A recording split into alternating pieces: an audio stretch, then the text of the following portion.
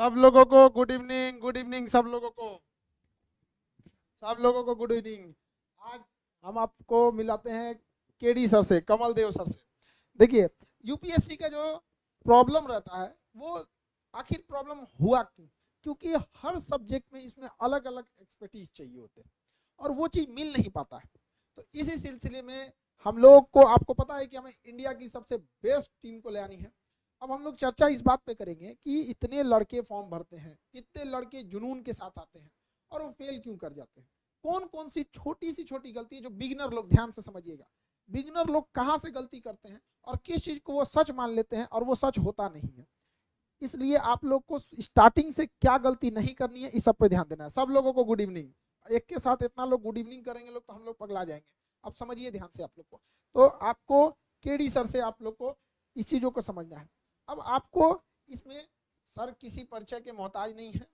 इतने डिस्ट्रिक्ट में जाएंगे वहां पर हर तरह जितने भी बड़े बड़े अधिकारी मिलेंगे, आप सब लोग को न जाने कितने लोगों को सर ने पढ़ाया।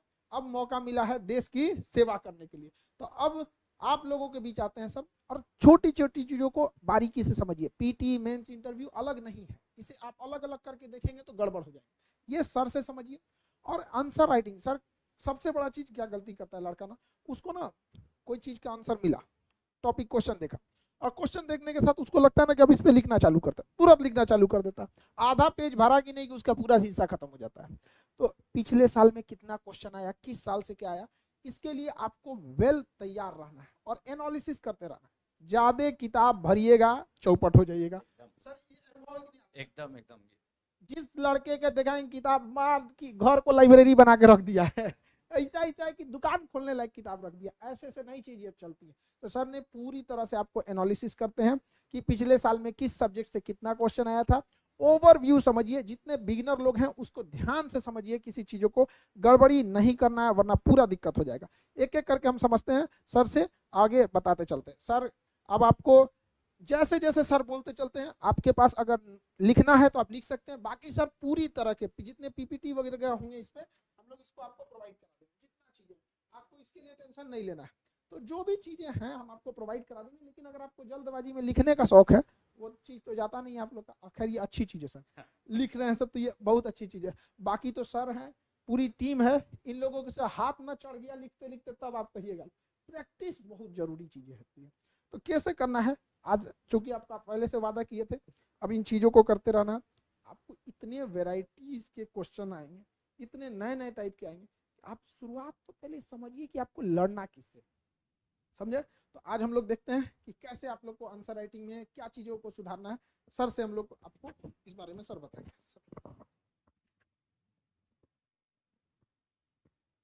नमस्कार, गुड इवनिंग।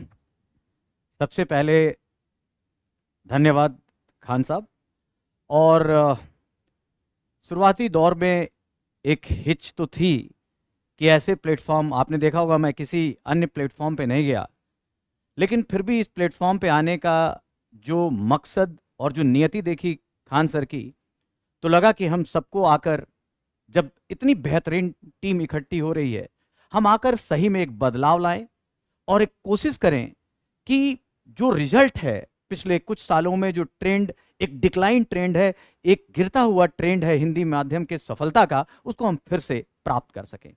2013 से पहले अगर आप देखेंगे हिंदी माध्यम तो बहुत बराबरी के नेक में था, लेकिन धीरे धीरे डिक्लाइन होता चला गया। रिजल्ट ऐसा क्यों हुआ, इसकी जांच, क्योंकि आज पहली ही क्लास, आप ये मान के चलिए कि खान सर ने सबसे जो एनालिटिकल बात मेरे को दी है, उसे मैं चाहता हूं, इसमें बहुत सारे ऐसे बच्चे होंगे जो एकदम शुरू कर रहे होंगे, मैं सबको साथ लेकर चलता हूं। और जैसा कि पीछे लिखा है, an analysis of UPSC CSP माने civil services pre and civil services mains examination, मैं सारे पक्षों को लेकर चलता हूं। और जितने बच्चे बैठे हैं, जैसा खान सर ने कहा, चूंकि यहां मैसेज बहुत ज्यादा आ रहे हैं, मात्रा में आ रहे हैं, तो वो तो मैं नहीं देखूंगा, लेकिन सर से ये मैं जरूर कहूंगा, बच्चों खूब डाउट लाओ, खूब डाउट रखो, कैसे करें, ये क्यों नहीं होता है, पेपर पढ़ना है, अंग्रेजी बनाम हिंदी का जो द्वैत है, ये सब रखो। मैं जब अपनी इस सेशन को पूरा कर लूं तो मैं आपको चैलेंज करता हूं, शायद उसमें से कोई भी डाउट आपकी अनुत्तरित रह जाए। डाउट जरूर क्लियर करो। ये जी देखिए ये सबसे बड़ी चीज होती है जो सर ने बताया कि खूब क्वेश्चन पूछो, लेकिन एक चीज आप लोग को याद रखना चाहिए, उस क्वेश्चन पूछने से पहले एक बार आप डिस्कशन करके पूछिएगा कि ये क्वेश्चन सर के पास एक स्टैंडर्ड, अगर आप यूपीएससी के लिए जा रहे हैं तो आपको एक फिक्स स्टैंडर्ड सेट करना पड़ेगा कि यहां तक हमें खुद करना चाहिए। एक चीज ये गड़बड़ी है, अगर आप हाथ बैठ, सर का काम है, सर अपनी रिस्पॉन्सिबिलिटी पूरी करते हैं, लेकिन आप एक बार अपने से सोचिए, ज्यादा मेहनत तो आपको करना होगा ना। तो कोशिश ये कीजिए कि जहां अगर शुरुआत में आपसे 10 क्वेश्चन फंस रहे हैं तो 10 दिन 15 दिन बाद उसको 10 क्वेश्चन को ऐसा करना है कि 6 क्वेश्चन फंसे, फिर 2 क्वेश्चन, कुछ ना कुछ तो डाउट रहेंगे ही रहेंगे बाबू, लेकिन कोशिश करना है ना चीजों को अपने से सॉल्व कर, क्योंकि सर लड़के जब अपने से सॉल्व करते हैं ना अन्य चीजों को भी समझते हैं, धीरे धीरे वो एनालिसिस आएगी। वो बात अकल अलग है कि सर आपको बहुत सारी चीजों को बता देंगे, नहीं फंसना चाहिए, लेकिन इसका मतलब ये नहीं कि आप मेहनत नहीं करेंगे। तो ज्यादा से ज्यादा मेहनत करना, बाकी सर इतना मेहनत कर रहे हैं, आपको उनसे ज्यादा मेहनत करना चाहिए। एकदम सही बात है खान साहब। हम लोगों का काम मेंटर का है। कोई भी कोचिंग किसी बच्चे को सेलेक्ट हाथ पकड़कर नहीं करा सकती, मेहनत आपको करनी है। लेकिन हम ये जरूर दावा कर सकते हैं कि जो बेस्ट मेंटरशिप है वो हम आपको दे सकते हैं। 2007 से बहुत अच्छा एक्सपीरियंस रहा है। अगर पूरे स्टेट को लिया जाए तो 3000 5000 के आसपास सिविल सर्वेंट हैं, कोई इसमें दिक्कत नहीं होगी। आप बस शुरू कीजिए यात्रा को। आप देखें, सबसे पहले अगर हम बात करें तो पहली चीज प्राइम यह है कि बच्चों आपकी यूपीएससी की तैयारी में जो सबसे इंपॉर्टेंट चीज है वो है, मैं आपसे एक बात कहना चाहूंगा, आपको सबसे इंपॉर्टेंट चीज चाहिए वो है ओपन माइंड, खुला दिमाग। आपका मस्तिष्क खुला होना चाहिए, रेस के घोड़े की तरह बंद नहीं होना चाहिए। जितना हमारी जो रिक्वायरमेंट है, हम ये चाहते हैं कि आप पूरे ही खुले दिमाग से आप अपनी पूरी पढ़ाई को लेकर चलें, यही एक रिक्वायरमेंट है। अगर मैं परिचर्चा शुरू करूं यूपीएससी की, तो आप जानते हैं कि, और यूपीएससी बहुत तरह के एग्जाम लेती है। मैं सिविल सर्विसेज की अगर बात करूं तो आप सब जानते होंगे ये 3 स्टेजेस का एक टेस्ट लेता है UPSC, union public service commission. और हालात बच्चों ये है, जब कोचिंग वाले बहुत ज्यादा मटेरियल एक ही तरीके का देने लगते हैं तो यूपीएससी ऐसे क्वेश्चन पूछती है जो पढ़ाया गया या कोचिंग के नोट्स में वो कुछ दिखता ही नहीं है। तब लगता है ये क्वेश्चन कहां से आ गया, हमने क्या पढ़ा और यूपीएससी ने क्या पूछा। और इसीलिए कई लड़के कहते हैं सर यूपीएससी का full form unpredictable service commission है या उल्टा पुल्टा सर्विस कमीशन है क्या। तो याद रखना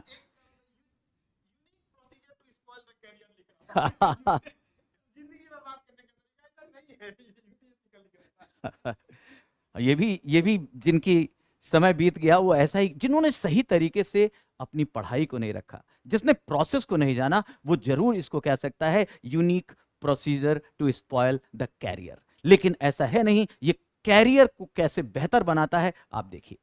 सबसे पहले हम लोग जब इसको देखते हैं तो 3 चरणों का एग्जाम है, पीटी, मेंस एंड इंटरव्यू। इसको अगर देखें, जिसे हम प्रारंभिक परीक्षा, मुख्य परीक्षा और फिर साक्षात्कार कहते हैं। याद ये रखना है बच्चों, शुरुआत में ही हमें ये दिमाग से हटा देना है ये तीनों अलग अलग चरण हैं। ये सब इंटीग्रेटेड हैं, सब एक दूसरे से जुड़े हुए हैं। और यही गलती करता है, अलग अलग यही गलती नहीं करना। तो पहले बहुत सारे, और खासकर हिंदी माध्यम के अभ्यर्थियों में एक चीज देखी गई कि वो प्री वाले पर बहुत फोकस करता है, रटने पे ज्यादा फोकस करता है। लेकिन हमें ये देखना है ये तीनों कैसे जुड़े हैं। और पहला प्रोसेस, पहला मेरी तरफ से जो आपको ज्ञान लेना है, जो मैं यहां गुरु मंत्र देने आया हूं, वो ये कि देखो ना, बड़ा अजीब सा है। प्री एग्जाम ऑब्जेक्टिव होता है, इतना बड़ा गोला होता है। मेंस उससे थोड़ा सा छोटा होता है, सब्जेक्टिव हो जाता है क्योंकि आप आंसर लिखते हैं।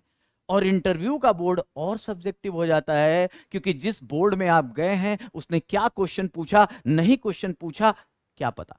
आप जानते हैं इंटरव्यू में 5 लोगों का बोर्ड होता है। मैं शुरुआत यहां से करता हूं। सब्जेक्टिव क्यों है?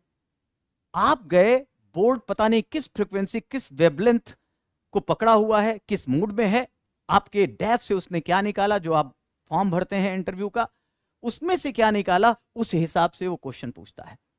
अब एक ही बोर्ड में आपको कुछ अलग नंबर मिल सकता है, दूसरे में अलग, इसलिए सब्जेक्टिविटी है, हिंदी में से आत्मनिष्ठता कहते हैं। जैसे आपने सुना होगा कि एक बहुत सिंपल सी बात कही जाती है, अगर बोर्ड का मूड अच्छा है, एक लाइट सेंस में कहा जाता है कि अगर मूड अच्छा है तो आपसे इंटरव्यू में पूछा जाएगा चलिए आपका नाम क्या है, उसकी स्पेलिंग बता दीजिए। और कहा जाता है अगर मूड खराब है, इतना सब्जेक्टिविटी, बोलेगा चेकोस्लोवाकिया की स्पेलिंग बताओ। तो ये एक अंतर है, इसको आपको देखना है, तो इंटरव्यू सब्जेक्टिव हो जाता है। लेकिन पर्सनालिटी डेवलपमेंट ये हर दिन होनी है बच्चों। हम लोगों के साथ लगातार कैसे आप ग्रूम होते हैं, कैसे अपनी पर्सनालिटी को लाते हैं कि यूपीएससी को लगे यस यही लड़का है जो इस सिविल सर्विसेज का पार्ट बने तो बेहतर कर सकता है। इसकी यात्रा रोज हम लोग सीखेंगे। एक दिन में व्यक्तित्व तो नहीं सुधरता, एक दिन में अचानक कोई आपको बदल नहीं सकता, लेकिन जब जुड़ाव हो रहा है तो हमने अगर आपका हाथ पकड़ा है तो इस तरीके से चलें कि रोज हमारी पर्सनालिटी इस तरीके से हो कि जब बोर्ड के सामने बैठें तो उन्हें ये समझ में आए, उन्हें ये लगे, उन्हें ये महसूस हो कि नहीं, he is the right candidate, he or she, दोनों लोगों के लिए। अब देखो, तो यहां पर ऑब्जेक्टिव सब्जेक्टिव से और सब्जेक्टिव हो जाता है। अब इन तीनों में जो सबसे इंपॉर्टेंट चीज है, हमें शुरुआत हमेशा क्या करना चाहिए, मुख्य परीक्षा के हिसाब से करना चाहिए। अगर मुख्य परीक्षा सब्जेक्टिव और जो सिलेबस को हम ध्यान से पढ़ लें तो याद रखना उसी मेंस के सिलेबस में हिस्ट्री है, ज्योग्राफी है, पॉलिटी है, एनवायरमेंट इकोलॉजी है, इकोनॉमी है, और वही तो प्री में भी है। अगर हम मेंस के हिसाब से ज्यादा बढ़िया कॉन्सेप्चुअल स्टडी करेंगे, ठहराव के साथ पढ़ेंगे, एक एक पॉइंट की अंडरस्टैंडिंग को मजबूत करेंगे, तो फिर अपने आप प्री के भी 40-50% हम तैयारी करते रहेंगे। इसलिए इस जुड़ाव को समझिए, यहां से यहां जाना है, यहां से यहां आए तो आप फिर वही यूपीएससी का फुल फॉर्म जो उस लड़के ने लिखा खान सर को, वैसा हो जाएगा। और अगर मेंस की तैयारी है, वैसा ही इंटरव्यू में आप ग्रूम होते चले जाएंगे। क्वेश्चन तो यही पूछने हैं, चाहे इकोनॉमी हो, चाहे इंटरनेशनल रिलेशन हो, चाहे साइंस टेक हो। अब एक एक करके जरा हम पॉइंट पे आते हैं बच्चों। सबसे पहले जैसे मैंने ये बताया कि मेंस से प्री और इसका जुड़ाव है, इसका मतलब ब्रिज, सेतु ये है। यूपी, बिहार या इवन हम पूरे नॉर्थ बेल्ट, क्या हम इंग्लिश मीडियम को भी लें तो कुछ जो अलग तैयारी करते हैं वो यहां से शुरू करते हैं, जो एक रॉन्ग स्ट्रैटेजी है। तो पॉइंट नंबर 1, हमें कॉन्सेप्चुअल लेके चलना है। आपने एक बड़ा अच्छा फ्रेज सुना होगा, कॉन्सेप्ट जाल की तरह होता है और फैक्ट मछली की तरह होता है। अब आपके ऊपर है कि आप मछली पकड़ने के लिए एक एक मछली पकड़ने के लिए कांटा डालें और पूरा दिन निकाल दें, एक मछली पकड़ें, या जाल बना दीजिए और उसमें फैला दीजिए और एक साथ 100 मछली घर लेके आइए। इसलिए conceptual clarity and the understanding is की टू सक्सेस। अगर आपके पास कॉन्सेप्ट है, अगर आपके पास अवधारणा है, तो आप बहुत बेहतर तरीके से अपनी चीजों को, क्योंकि फैक्ट अबंडेंट है, हर इतने सारे फैक्ट हैं, सब कोई अगर रटने की कोशिश करेगा तो कभी पास नहीं कर पाएगा। यहां हमें सोचना है, एलिमिनेशन, उसमें इंटरेस्ट पैदा करना है, और इस तरीके से हम उस पीटी के पेपर को बेहतर कर सकते हैं, जो हिंदी माध्यम की एक कमी। कुछ बोलना चाहते हैं आप लोग ना कमेंट को बहुत ज्यादा कर रहे हैं बाबू। देखिए, सर को पहले एक बार समझिए तो आप समझ रहे हैं हम लोग कितना मेहनत से हम लोग कहां से कौन कौन खदान खोज खोज के हीरा निकाल के लाए हम लोग। तो आप लोग एक बार समझिए, आप इतना कमेंट करेंगे ना, इतना कमेंट, तो परेशान हो जाएंगे हम लोग भी, और जितना कमेंट करेंगे खामा में उतना लोड बढ़ेंगे उस चीजों पे, स्मूथ चलने में दिक्कत आएगा। आप क्या करें, आप एडमिशन ले लिए, आप टेंशन छोड़ दीजिए। समझ में आ गया कि नहीं? हम लोग, सर ने क्या कहा कि अगर आप रटेंगे तो वो मछली पकड़ने वाला वो कांटा हो जाएगा, जिसे हम लोग बंसी बोलते थे गांव में, बंसी। हाँ, वो एक एक मछली पकड़ाएगी। और कंसेप्ट का मतलब हो जाएगा जाल, पूरा तालाब खा लेंगे, इससे आपको दिक्कत नहीं। अभी सर आपने बोला कि इंटरव्यूअर अगर चाह दिया तो चेकोस्लोवाकिया का एक तो लिख रहा है कि सर देखिए हमको याद है अरे बाबू देखिए, आपको याद है, सही है, एक बार समझिए। समझ में आ गया कि नहीं? सर को आप बीच बीच में एकदम बेहतरीन समझिए, आपको कोई दिक्कत नहीं आएगा, और आपको ये फील हो जाएगा कि आखिर क्यों इतने लड़कों का रिजल्ट नहीं होता था। जब यूपीएससी में खराबी है सर, लड़के जो गलत ट्रैक पे चले जाते हैं उनका रिजल्ट नहीं होता है, और नए लड़कों को डरवा देते हैं सब। अरे यार, जो खुद डूबी हुई कश्ती से किनारा पूछने चल जा रहा है सब, अरे एक चीज ये भी देखिए, मेंस कभी लिखा नहीं पाया अच्छा से, उस कुछ लड़के इंटरव्यू से छटते हैं, कुछ मेरिट से छटते हैं, तो वो समझ में आता है कि नहीं इलीगल चीजें हैं, इतना वो हो सकता है। अब बढ़िया से इंटरव्यू में नंबर नहीं ला, मतलब मेंस में नंबर अच्छा नहीं आ पा रहा है और नए लड़कों को डरा दे रहे हैं, तो ऐसे चीजों से भी बचना है, ज्यादा लोगों से नहीं। सर लोग देखिए, इतना अनुभव जो होता है ना, एक कहा जाता है कि नॉलेज अच्छी चीज है, but experience beat the knowledge. Experience बहुत बड़ा चीज होता है, नॉलेज से भी कभी कभी भारी पड़ जाता है। तो सर के एक्सपीरियंस को समझिए। अगर सर ऐसे भी बोल सकते हैं, देखो पीटी अलग पढ़ा देंगे, मेंस अलग, हर जगह हर चीज नहीं लगती है, हर चीजों को अलग अलग, हर दवा के लिए अलग इंजेक्शन आता है।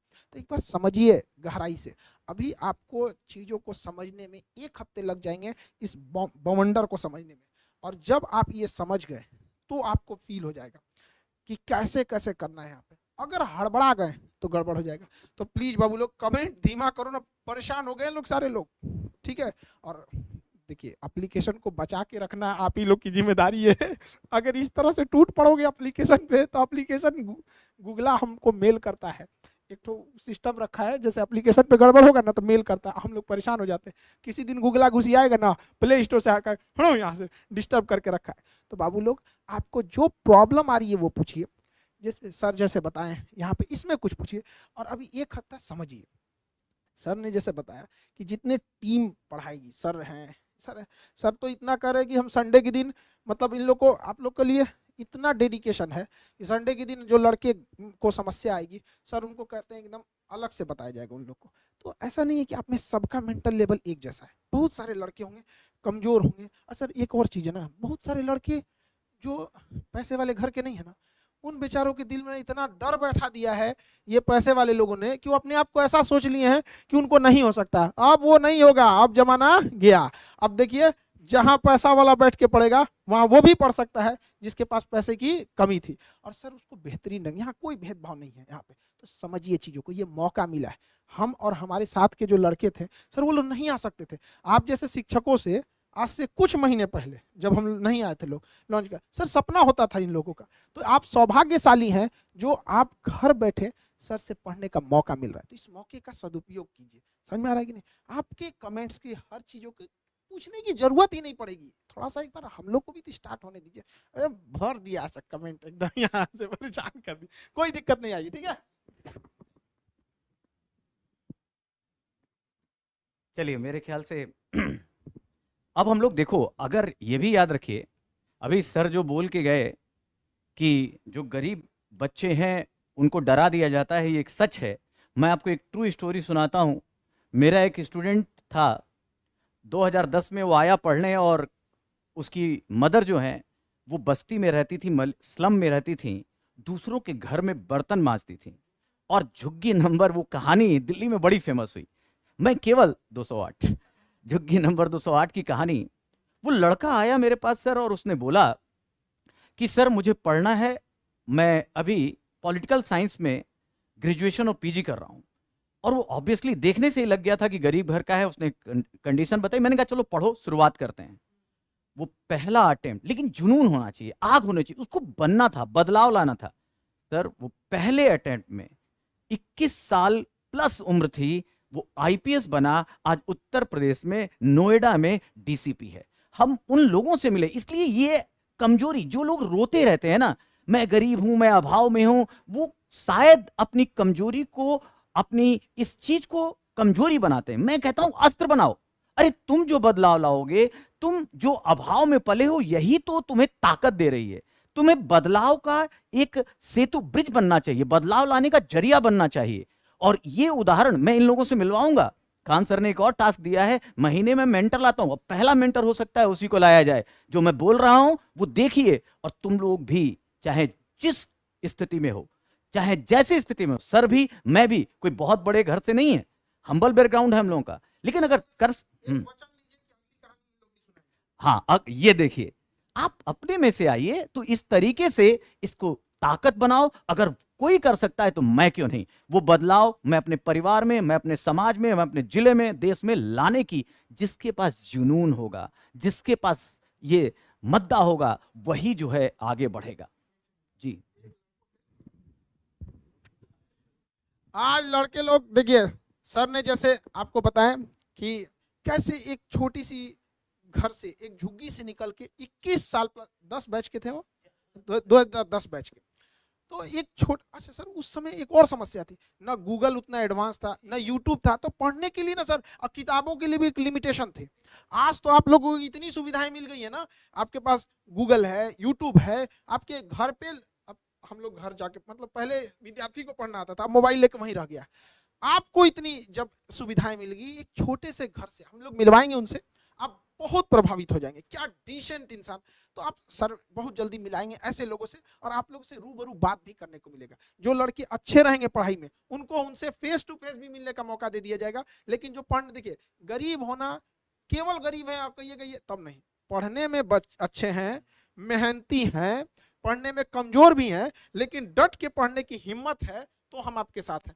केवल पढ़वो नहीं कीजिएगा, गरीबी का बहाना बनिए, तब नहीं यहाँ पे। और हम आप सबसे कहते हैं कि बड़े उम्मीद से लाए हैं हम लोग सर को यहाँ पर, आपसे एक वचन चाहते हैं कि अगले बार हम ऐसा कोई ना कोई उदाहरण आप में से दें। ऐसे सैकड़ों उदाहरण हैं आपके पास में, आप सर को आज वचन दीजिए कि नहीं, ऐसा उदाहरण में आप भी बनेंगे। अगली बार आपको ऐसी कहानी सैकड़ों की संख्या में मिलेगी। आज सब लोग एक शपथ लीजिए यहाँ पर कि हमें अब अपनी इतिहास को बनाना है। इतिहास बहुत पढ़े लोग, अब इतिहास को बनाना है। Learning history is so easy but making history is so difficult. लेकिन बनाएंगे आप लोग, पूरा प्रयास रहेगा यहाँ पर। सर ऐसे ऐसे लोग हैं सर, 21 साल उम्र ही कितनी होती है, दाढ़ी मूंछ बढ़िया से नहीं आई रहती है, उतना एकदम यंग एज में यहाँ पर वो ना एक जुनून होता है यहाँ पे, वो एक्सपीरियंस आपके ऊपर दिया जाएगा यहाँ पे, कैसे लिखना है, कैसे क्या करना है। तो एक बार सर को मौका दीजिए, सब लोग वादा कर रहा है, सब वादा एकदम, सब लोग को शपथ लेना है एकदम यहाँ पे। और एक चीज और सर, हिंदी मीडियम का रिजल्ट नहीं होता है, एकदम इसको बदल के रख देना है यहाँ पे। कैसे रिजल्ट नहीं होगा? अरे जब माजी ने छीनी हथौड़ी से पहाड़ काट दिया, तो ये यूपीएससी की डेक्ची का मसाला है। बस आपको ठानना है ना, उसके लिए आपको मेहनत करना है। और एक चीज और भी है सर, हिंदी मीडियम वाले से आप गुरुजी लोग बड़ा मतलब बहुत पहुंच से दूर थे, अब ऐसा समस्या नहीं है, अब कोई दिक्कत नहीं है। कश्मीर से कन्याकुमारी, टेक्नोलॉजी का यही फायदा हुआ सर। गांव गांव तक सर हम लोग सोचे नहीं थे कि पहुंच सकते थे।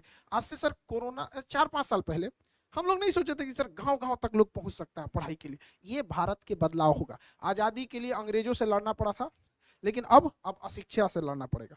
आप वादा करेंगे कि सर अगली बार एग्जाम्पल आप लोगों में से, इसी बैच में से देंगे यहाँ पर, ठीक है सर? चलिए, अभी हम लोग को बहुत सारी बातें करनी है, क्योंकि मैं खान सर ने बोला है कि एकदम बेसिक एक एक चीज आपको बताई जाए और मैं सारे सब्जेक्ट पे बात करूं, लेकिन ये बहुत टाइम टेकिंग। और ये भी याद रखिए, यूपीएससी कोई हलवा भी नहीं है। मैं थोड़ा सीरियस नोट पे आता हूं। यूपीएससी अगर करना है तो आपको वो हिम्मत दिखानी होगी, आपको तपस्या करनी होगी, आपको हार्डवर्क करना होगा, और आपको लगातार इसके लिए जलना होगा। जितना, इसीलिए मैं हमेशा कहता हूं, जितने लोग कहते हैं आने के बाद कि सर यूपीएससी क्या कॉम्प्लिकेटेड है, टफ है, उनको बोलो आप गलत बोल रहे हैं।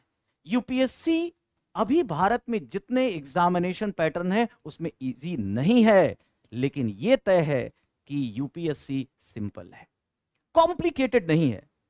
क्यों कॉम्प्लिकेटेड नहीं है? आप कहेंगे कि सर आप तो थोड़ा सा गोला दे रहे हैं, आप खुद देखिए कि रिजल्ट नहीं आ रहा है। सिंपल होता तो हर आदमी आईएएस बन जाता। बेटा सबसे पहले याद रखना, सिंपल इज नॉट इजी। एक बड़ा अच्छा आपको सोचना चाहिए निबंध कि जो आप सिंपल सरल है, लेकिन ये इजी नहीं है। इसलिए इजी नहीं है क्योंकि आप जानते हैं कि कितने लोगों ने कितना अपना पूरा यौवन लगा दिया, मेहनत भी की, तब भी नहीं हुए। लेकिन सिंपल है, और इसके लिए आपने एक शेर भी सुना होगा कि सादगी भी तो कयामत की अदा होती है। सिंपल रहना ही दुनिया का सबसे डिफिकल्ट काम है बच्चों। आप मान के चलिए, सिंप्लिसिटी, जैसे खान सर इन लोगों ने निसंदेह अपनी बात को लाया और जिस तरह सिंपल बिहेवियर दिखाया, वो भी एक वजह थी कि मैं इस मंच पे आया। यहां पर कॉम्प्लिकेटेड का मतलब कहते चीजें क्लियर ही ना हो, कौन सी चीज कहां से आ रही है पता ना चले। लेकिन इजी को काटिए, सिंपल इसलिए है कि सिलेबस बहुत क्लियर है। ट्रेंड एनालिसिस पाठ्यक्रम जो है वो स्पष्ट है, यूपीएससी ने दिया है। जो पिछले 10 साल 15 साल का ट्रेंड है जो एग्जाम का, उस ट्रेंड को पकड़िए, और अगर इस तरीके से आपको आश्चर्य होगा 5-5 साल से पढ़ रहे लोगों को सिलेबस नहीं पता। आप सिलेबस पे बहुत बढ़िया पकड़ रखिए, हर पाठ्यक्रम को पढ़कर उस पे जो थॉट है पैदा करके, कॉन्सेप्ट पैदा करके लिख लीजिए, आंसर दिखिए, टेस्ट दीजिए, और एग्जाम में बैठने से पहले कम से कम 2 बार अगर अपने सिलेबस को लिख डाला है, एक एक टॉपिक पर आंसर लिख डाला है, देखिए ये सिंपल है कि नहीं। तो याद रखिए आज का कोटेशन है, सिंपल इज नॉट इजी, और सिंपलिसिटी ही यूपीएससी को चाहिए। अब इस तरीके से मैं अभी आपको सिलेबस और ट्रेंड दिखाऊंगा, ये आपके लिए है, ये सर आप दे दीजिएगा, ये आपके लिए सर ने बनवाया है कि 3 चरणों में कैसे पेपर है, और एक एक सिलेबस को आप ध्यान से देखिएगा, आपको पीडीएफ में मिल जाएगा। जब हम यहां ट्रेंड एनालिसिस की ओर आते हैं, देखो जब भी पढ़ाई करो आपको ये पता होना चाहिए कि किस टॉपिक की वेटेज क्या है, किस टॉपिक पे हमें कितना समय देना है। अब बेटा सीरियस नोट पे आ जाओ, कॉपी पेन हो तो लेते रहो, ये चीजें आपको अवेलेबल हो जाएंगी। लेकिन जब हम किसी चीज की तैयारी करते हैं तो हमें याद रखना चाहिए कि हमारी लड़ाई किससे है। आप टेस्ट मैच खेलेंगे तो आपका पैटर्न बैटिंग का अलग होगा, वनडे खेलेंगे अलग होगा, 2020 होगा तो अलग होगा। उसी तरह जब इस एग्जाम के लिए आए हैं तो सबसे पहले जानिए तो कि आपको पढ़ना क्या है और ट्रेंड क्या कहता है। अगर हम 17 से 22 तक की ट्रेंड एनालिसिस देखें, ये प्री के लिए है, पहला चरण ऑब्जेक्टिव के लिए है।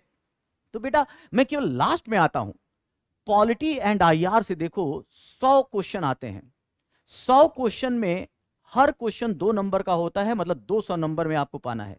और याद रखिए आजकल 92 प्लस पे सिलेक्शन हो जा रहा है, मतलब 46 नंबर पे केवल 46, क्योंकि निगेटिव मार्किंग भी है।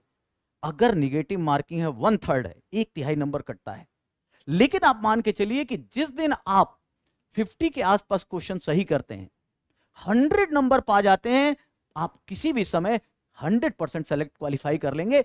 प्री क्वालिफाइंग है, क्या है अब देखो, पॉलिटी और आईआर 17 क्वेश्चन आते हैं, मार्क्स नहीं क्वेश्चन, इसका मतलब बढ़िया 17% हो गया।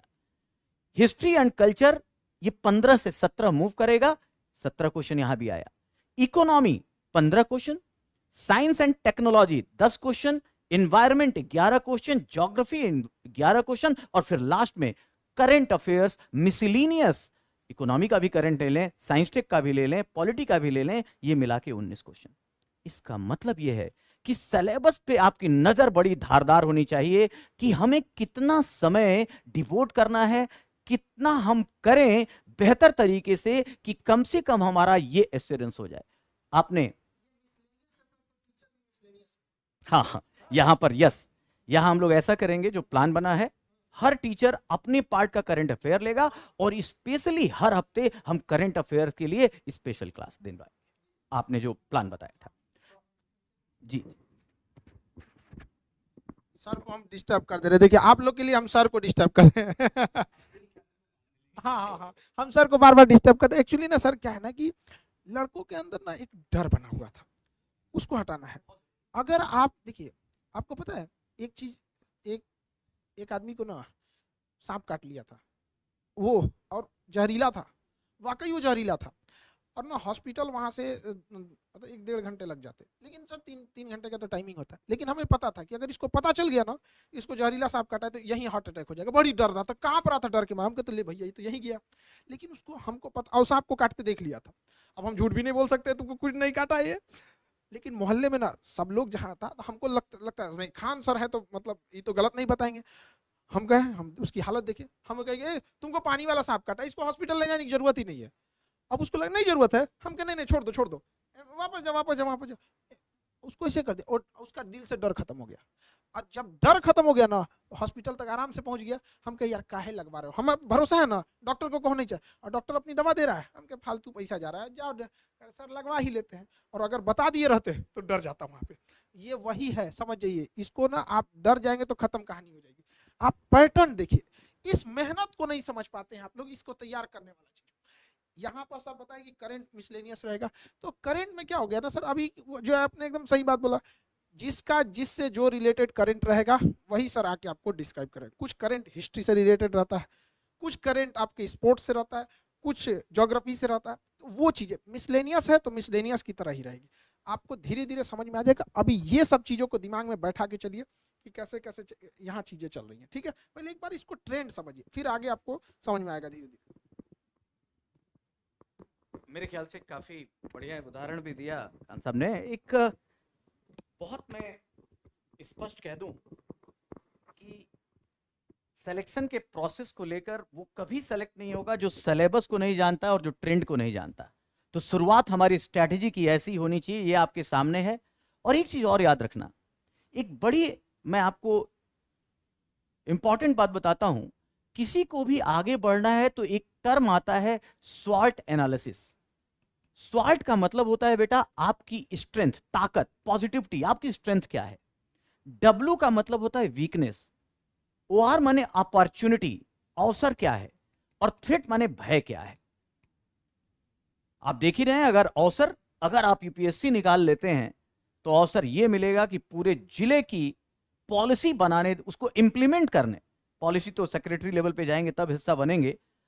भारत सरकार जो भी नीतियां बनाएगी, जो भी कार्यक्रम लाएगी, आपके द्वारा इंप्लीमेंट होगा।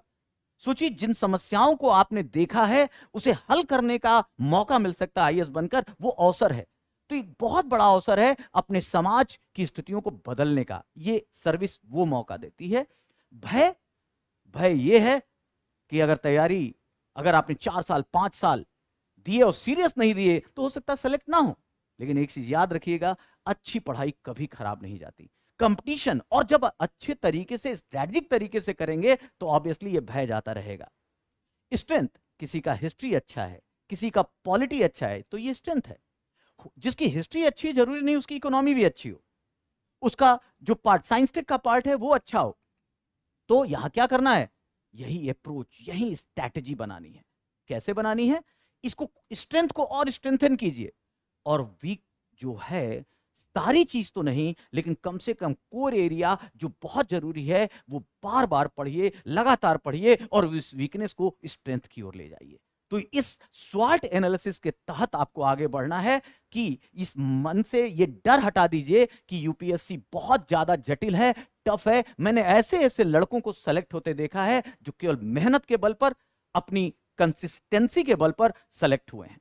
इसलिए जब मैं ये कह रहा हूं पिछले 15 साल के एक्सपीरियंस से, तो अगर आप में वो हिम्मत है, जुनून है, मेहनत करने का जज्बा है, तो आप भी हो सकते हैं। अब देखो, इस बात को मैं जरा ऐसे कहता हूं, अगर मैं आपको एक सूत्र दूं आपके सक्सेस का, इस तैयारी का, मैं कहता हूं 3A। 3A का मतलब है, सबसे पहले आप 3A को कुछ इस तरह से जानिए। पहला ए है आपका एम या एम्बिशन। अब एम और एम्बिशन कोई और नहीं दे सकता। ये लक्ष्य क्या है, जिंदगी में चाहते क्या हो, ये तुम्हें बनना है।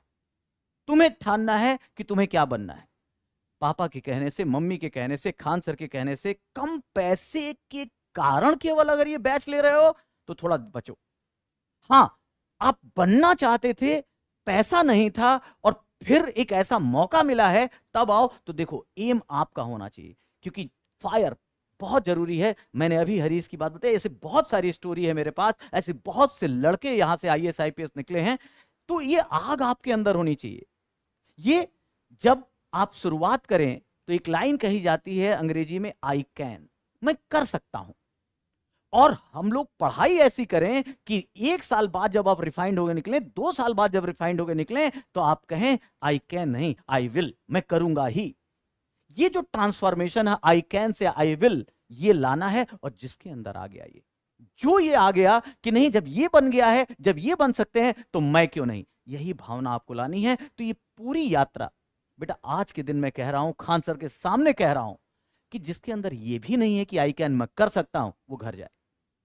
ये एग्जाम मैंने कहा सिंपल है लेकिन इजी नहीं है। चलते फिरते हो जाएगा, बिना पढ़े हो जाएगा, तो दिमाग से निकाल दीजिए। बहुत समर्पण है, बहुत मेहनत है, क्योंकि जो जितना ज्यादा बड़ा लक्ष्य रखेगा उसका समर्पण भी, उसका बलिदान भी उतना ज्यादा होगा। और इसलिए हमें इन बातों को लेकर चलना है। तो पहली चीज एम। इसी एम में हमें यह भी देखना है, जैसे कलाम साहब जो सबके रोल मॉडल होने चाहिए, उन्होंने कहा था कि एम रियलिस्टिक होना चाहिए, फिजिबल होना चाहिए, जो प्राप्त किया जा सके। तो सेल्फ असेसमेंट करते रहना। मैं, खान सर, पूरी टीम पूरी मेहनत करेंगे, लेकिन आपकी सेल्फ एनालिसिस बड़ी इंपॉर्टेंट है। आप देखते चलिए कि आप सही कर रहे हैं कि नहीं, वो टेस्ट से खुद पता चलता जाएगा। तो एम आपका होना चाहिए, आज से एकदम जुट जाओ कि बनना है और ऐसा मौका मिला है तो हम इसे एक्चुअलाइज करेंगे। मैं आपको एक बात एश्योर करता हूं, अगर बेहतर तरीके से 1-1.5 साल पढ़ाई कर ली तो ये सरकारी नौकरी और इधर उधर की बातें आप भूल जाएंगे।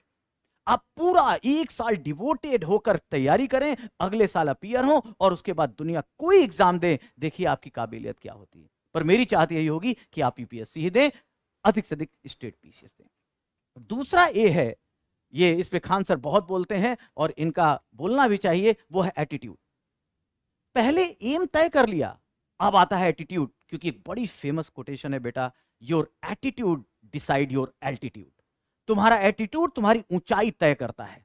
जैसे तुम होगे, जितना पॉजिटिव एटीट्यूड होगा उतना ऊंचा जाओगे। सब लोग फिल्में देखते हैं, वो पुष्पा में एक डायलॉग था ना, झुकेगा नहीं, उस बात को लेकिन जिंदगी में लाओ, झुकना नहीं है, लेकिन कब, कैसे, और इस तैयारी में एटीट्यूड का मतलब है पॉजिटिव हमेशा। क्योंकि जब शुरुआत होती है, 2-3 दिन हम लोग टीचरों से मिलते हैं, कुछ सेलेक्टेड लड़कों से मिलते हैं, खान सर आके मोटिवेशन दे दें, आपको लगेगा नहीं अब तो पढ़ डालना है। 1 महीना 2 महीने बाद फिर एनर्जी लेवल धीरे आती है, फिर गिरने लगता है। इस एटीट्यूड को जो मारने रखा, एक मेरा स्टूडेंट था खान सर, मुश्ताक, सीवान जिले से, उसके पापा लेबरर थे और वो आया, पढ़ा और उसने ग्रेजुएशन भी किसी तरह इग्नू से किया था, स्कूल नहीं जा पाया, कॉलेज नहीं जा पाया। आज वो भी आईपीएस बना और वो बार बार मेरे से, जब भी मैं कहता था मुश्ताक कब तक दोगे, कहता था सर जब तक तोड़ेंगे नहीं तब तक छोड़ेंगे नहीं। और वो बन गया है, वो भी यूपी कैडर में आईपीएस है, मोहम्मद मुश्ताक, उससे भी मिलिएगा। तो यहां पर वो पॉजिटिव एटीट्यूड रखना है। इन दोनों के बिना हम या पूरी टीचर टीम, नोट्स, दुनिया का जो भी आपको चीज दे दिया जाए, कुछ नहीं कर पाएगा। तो ये तो रहा मोटिवेशन के लिए, जो बड़ा जरूरी है, क्योंकि कॉन्फिडेंस नहीं है तो कुछ नहीं हो पाएगा। सेल्फ कॉन्फिडेंस लाना जरूरी है। मन के हारे हार है, मन के जीते जीत। इसलिए पहले मन बनाओ और एक बदलाव अपने अंदर लाओ कि करना ही करना है। ये 2 हुआ मोटिवेशन की बात। अब आता है आज का मेन टॉपिक, जिसके लिए मैं आपके सामने हूं, द थर्ड ए। पहला ए था एम आपका होना चाहिए, एटीट्यूड हमेशा पॉजिटिव होना चाहिए। ये रोने वालों का जमाना ही नहीं है ना। आप जितना लड़ेंगे उतना बढ़ेंगे। अब देखो, तीसरा ए है एक्शन, और इसीलिए पिछला अनुभव मैं लेकर आया हूं। खान सर ने हम लोगों को जो किसी तरह अपने साथ ले आए हैं, कोई शक नहीं है हम लोगों ने उनको रुलाया भी है, परेशान भी किया है, समय भी लगाया है, शायद लेट लतीफ वालों में मैं भी हूं, लेकिन आए हैं तो वो सारी बातें हम आपसे जरूर करेंगे। और यहां पर जब एक्शन की बात आती है, आपका एक्शन क्या है? आप अमिताभ बच्चन, शाहरुख खान नहीं है, सर राय नहीं है, यहां एक्शन बनते ही एक्टिंग नहीं करनी है। एक्शन का मतलब अब पढ़ाई पे आओ। अब आते हैं सीरियस मोड पे, करना क्या है, और वो है बेटा आपकी स्ट्रैटेजी। स्ट्रैटेजी क्या होनी चाहिए, किस तरीके से लेकर चलें, तो एक्शन में स्ट्रैटेजी की जरूरत है। स्ट्रैटेजी में बेटा सबसे पहला पॉइंट है, जैसा सर ने कहा, पहले मैं उन बातों को हटाता हूं। लोगों ने फैला रखा है कि बहुत टफ, बहुत कॉम्प्लिकेटेड एग्जाम है, पहले मन से हटाओ। बहुत सारी किताबें पढ़नी पड़ेंगी, पीएचडी करने वाले का भी नहीं हुआ, 5-5, 7-7 साल पढ़ने वाला का नहीं हुआ, मेरा कैसे होगा? पहले ये सोचने वाला ही हार गया। अरे भाई, तुम हो, हर इंडिविजुअल एक एंटिटी है, तुम अलग व्यक्तित्व हो। तुम केडी सर नहीं हो सकते, खान सर नहीं हो सकते, धर्मेंद्र सर नहीं हो सकते, कोई सर नहीं हो सकते। इसका मतलब यह है, आप अपने आप को जानिए। और इसीलिए बहुत बढ़िया लाइन कही है कहीं, आपन तेज समारोह आपे, तीनों लोग हाँकते कांपे। जिस दिन तुम अपने आप को जान गए, स्ट्रैटेजी को देखो, अपनी ताकत को समझो, ये भीड़ वो सब हटाओ। तो पहला पॉइंट है स्ट्रैटेजी में बेटा, बहुत सारी आपका पहला कंफ्यूजन होगा कि सर बुक क्या पढ़नी है। सर बहुत मोटी मोटी बुक पढ़ते हैं, 5-5, 7 साल लग जाते हैं। भाई जो गलत तरीके से पढ़ेगा, जो मेहनत तो करेगा, लेकिन वो मेहनत आप जानते ही हैं, एक कोल्हू का बैल होता है, और कोल्हू का बैल आप जानते हैं घूमता रहता है, मेहनत करता रहता है, पर एनर्जी क्या निकली वो आप जानते हैं। दूसरा, हमें ये करना है, मैं पहला पॉइंट आता हूं, आप वर्क नहीं करेंगे, आप स्मार्ट वर्क करेंगे। स्मार्ट वर्क ही स्ट्रेटजी का की पॉइंट है। अब स्मार्ट वर्क क्या है? पहला पॉइंट, इस एग्जाम में आश्चर्य होगा आपको, बहुत सारी बुक नहीं पढ़नी है, बहुत मोटी मोटी बहुत सारी बुक नहीं पढ़नी है। चाहे जिस सेलेक्टेड लोगों से पूछिएगा, चाहे जितने अनुभवी टीचरों से पूछिएगा, याद रखिएगा ये एक ऐसा एग्जाम है जहां एक बुक को अगर आपने, ये फार्मूला देखिए, अगर आपने एक बुक को 3 बार पढ़ा तो आप सेलेक्ट हो सकते हैं, और जिस दिन आपने ये रिवर्स कर दिया, बुक उठा ली 3 और पढ़ा एक बार या एक बार भी नहीं, वो फेल होगा। मतलब क्या है? मतलब स्पष्ट है कि बेटा ठहराव के साथ एक ही बुक लीजिए, लेकिन उसको बड़ा डीपली पढ़िए, बार बार पढ़िए, उस पर नोट्स बनाइए। ये तो सक्सेस का फार्मूला है। आपको आश्चर्य होगा, दिल्ली में भी कोचिंग संस्थान या बाकी लोग इतने नोट्स दे रखे हैं, इतना ज्यादा नोट्स दे देते हैं कि उस लड़के के पास पढ़ने और उस पर अपने थॉट डेवलप करने का मौका नहीं मिलता। याद रखना है, मैंने पहले ही कहा था, आपसे हमारी एक ही डिमांड है, खुला दिमाग। आप चीजों को जोड़ते रहिए, जो बताया गया उसके बाद क्या हो सकता है, ऐसा सोचने वाला ज्यादा बेहतर करेगा। तो पहला फार्मूला स्ट्रेटजी में, किताबें कम लीजिए, क्योंकि किताबें कम वास्तव में पढ़नी है। उसके बाद लेकिन उस पर मेहनत कीजिए, और उस पर जब बार बार पढ़ेंगे तो नए आइडियाज, नई चीजें आएंगी, और उस पर आप देखेंगे कि आप किसी दूसरे से बेहतर अच्छा समझा सकते हैं, लिख सकते हैं आंसर को। जैसे एक उदाहरण देता हूं, आप देखते होंगे, चाहे यूपीएससी का टॉपर हो, चाहे 7 साल से एग्जाम दे रहा प्री ना निकला हो, जब बात करेगा कि आपने कौन सी किताब पढ़ी, पॉलिटी का अगर एग्जाम्पल लें, राज व्यवस्था का, तो कहेगा सर मैंने एम लक्ष्मीकांत पढ़ी थी। ये बड़ी पॉपुलर बुक है यूपीएससी प्रिपरेशन की बेटा, एम लक्ष्मीकांत। हम भी अगर आपसे पूछेंगे प्रिस्क्राइब करेंगे। एक ही बुक पढ़ने वाला एम लक्ष्मीकांत टॉपर भी पढ़ रहा है और पढ़ने वाला का प्री भी नहीं निकल रहा है। उसका कारण यह है क्योंकि जो टॉपर है उसने पढ़ने का अंदाज दूसरा है, और जो नहीं पढ़ रहा है वो केवल पेज पलट रहा है। वो लक्ष्मीकांत भी ले रहा है, डीडी बसु भी ले रहा है, सुभाष कश्यप भी ले रहा है, शर्मा की बुक भी ले रहा है, इस तरह से, और कोचिंग के नोट्स भी ले रहा है। इसलिए अपना समय, अपनी एनर्जी को बचाइए। तो 1 into 3 इज सक्सेस फार्मूला, और 3 into 1 इसी चीज से बचना है।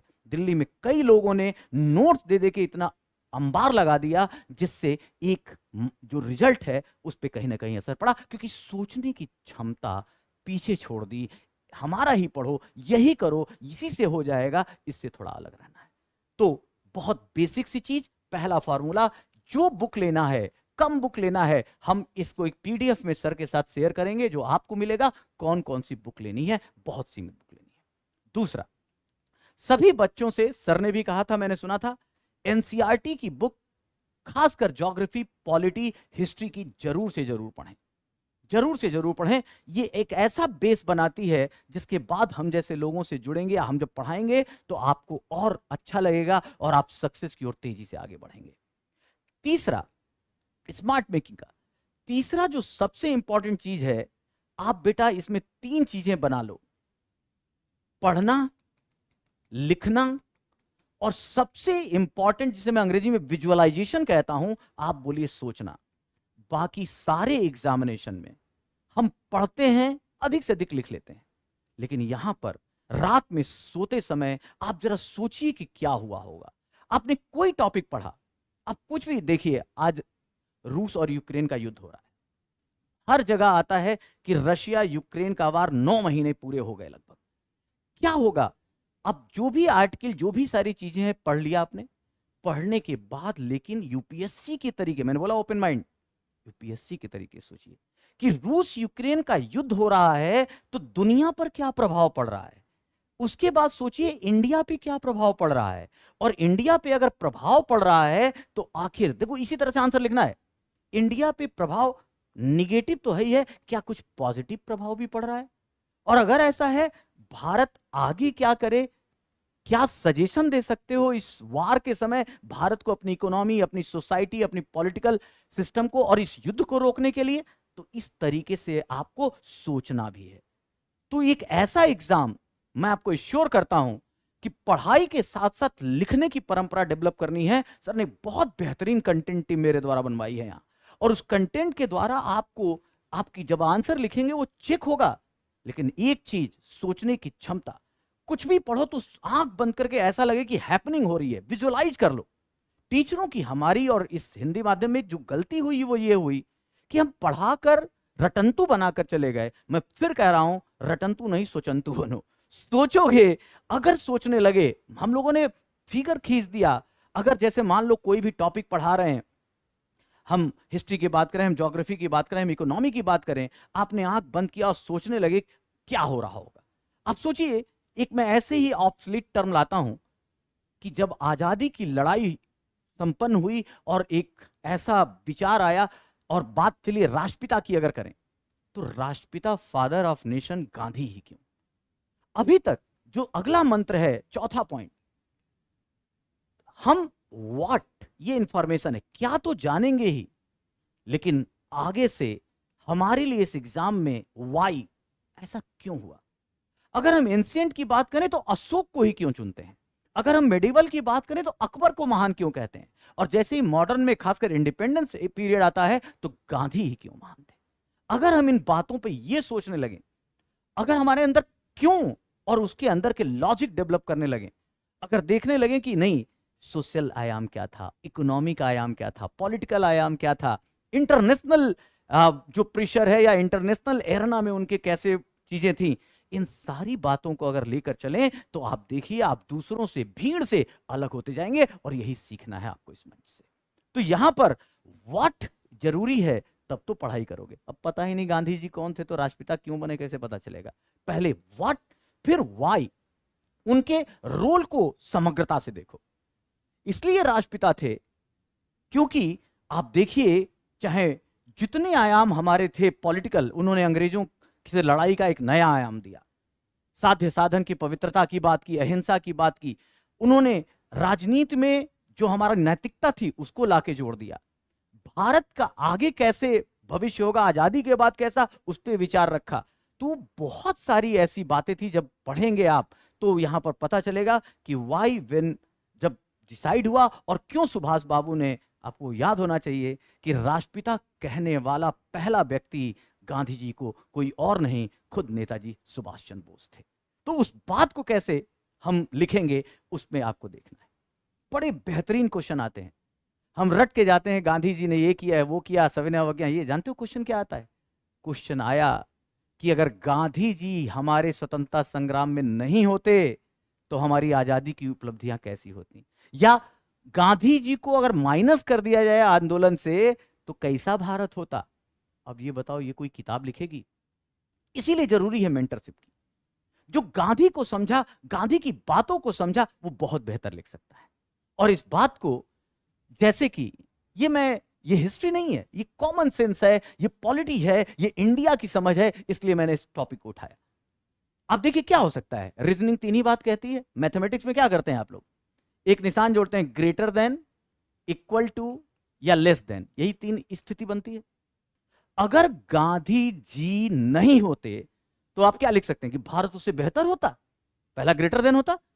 अगर आपने ये लिख दिया तो आप सोचिए राष्ट्रपिता का अपमान कर रहे हैं, आपकी आजादी की लड़ाई, इतिहास की समझ पर प्रश्न चिन्ह लग गया। इक्वल टू, जैसा, इसका मतलब गांधी नहीं भी होते तो जैसा भारत है वैसा होता, ये भी क्रॉस हो जाएगा, क्योंकि फिर गांधी की फिलॉसफी, गांधी की पॉलिटिक्स, गांधी की भारतीयता की समझ, भारतीय दर्शन की, संस्कृति की समझ, वो सब गलत है।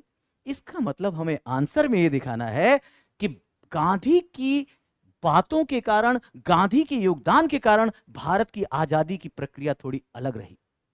गांधी के कारण ही हमें जो आजादी मिली वो बड़े ही शांतिप्रिय तरीके से, जितना भी मिला दुनिया में अन्य देशों में देखेंगे वहां लोकतंत्र स्टेब्लिश ही नहीं हो पाया।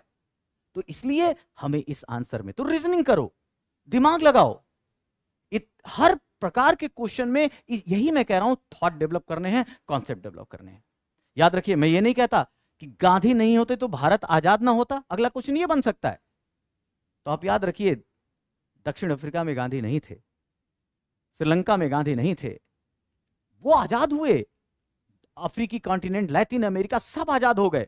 आजादी तो हमें मिलती, लेकिन यह भी सही है कि जिस तरीके से आजादी मिली, जिस तरह से भारत आगे बना, ऑब्वियसली वो थोड़ा अंतर होता, यही चीज आप में पैदा करनी है। ठीक है, तो क्या मैंने कहा, आपसे मैं तीन बातें कह रहा हूं। पहली बात बेटा, बहुत किताबें नहीं पढ़नी है। पहला मंत्र, एक किताब को 3 बार पढ़ो। दूसरा, एनसीईआरटी जरूर पढ़ो।